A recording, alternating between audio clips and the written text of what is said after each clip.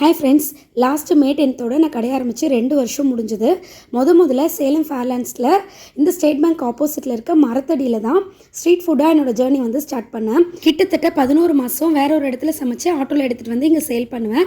அப்புறமா சில பல ரீசன்னால் என்னால் அங்கே கண்டினியூ பண்ண முடியாமல் போயிடுச்சு. அந்த ஸ்ட்ரீட்டில் கடை தேடி பார்த்து சுத்தமாக கிடைக்கவே இல்லை. பக்கத்து ஸ்ட்ரீட்டில் தான் எனக்கு வந்து கடை கிடச்சிது. நாள் அன்றைக்கி இப்படி தான் ஃப்ளக்ஸ்லாம் போட்டு அந்த கடையை வந்து தடுத்து செல்லிங் வந்து ஸ்டார்ட் பண்ணோம். அதுக்கப்புறமா கொஞ்சம் கொஞ்சமாக தான் இம்ப்ரூவ் பண்ணோம். கடையோட சைஸ் வந்து 11க்கு 16. முன்னாடி வந்து கொஞ்சம் ஸ்பேஸ் இருக்கும். ஸோ நாங்கள் வந்து ஒரு 8 காரு கிச்சனாக பிரிச்சுட்டு மிச்சம் இருக்க ஸ்பேஸில் வந்துட்டு செல்லிங்க்கு வந்து நாங்கள் ரெடி பண்ணிட்டோம். ரொம்ப குட்டி கிச்சன் தான். அதுலேயே நாங்கள் சிம்னியெல்லாம் போட்டு சூப்பராக ரெடி பண்ணி அதுக்கப்புறம் வந்து ஸ்ட்ரீட் ஃபுட்டில் இந்த கஸ்டமர்ஸ்லாம் இங்கே கொண்டுட்டு வரதுக்கு எனக்கு ஒரு 2-3 months ஆகிடுச்சு.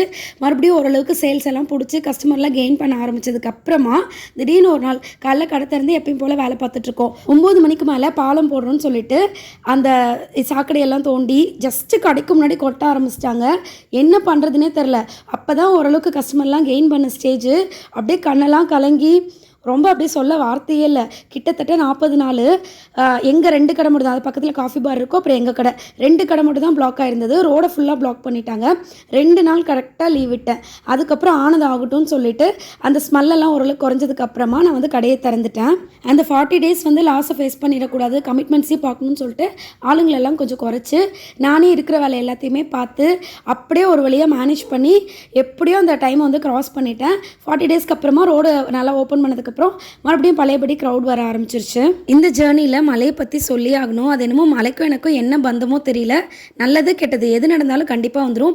வீடியோ ஆரம்பத்துலேருந்து பார்த்தவங்களுக்கு நல்லாவே இதை பற்றி தெரியும். அடுத்ததாக ஹோட்டல் ஃபீல்டில் காயங்கள் ரொம்ப சகஜம். ஆட்கள் திடீர்னு வர மாட்டாங்க.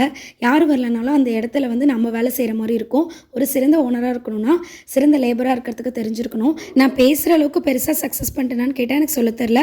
ஆனால் எல்லா ஸ்ட்ரகிள்ஸையும் தாண்டி கொஞ்சம் கொஞ்சமாக கடை அப்டேட் பண்ணி இன்றைக்கி வந்து செல்லிங் யூனிட் தனியாக கிச்சன் தனியான்னு மறுபடியும் ஒரு பெரிய ரெனோவேஷன் கொடுத்துருக்கேன். வீடியோ பார்க்குற எல்லாரும் எனக்கு விஷ் பண்ணுங்கள். இந்த டீட்டெயில்ஸ் எல்லாமே அடுத்த வீடியோவில் ஷேர் பண்ணுறேன்.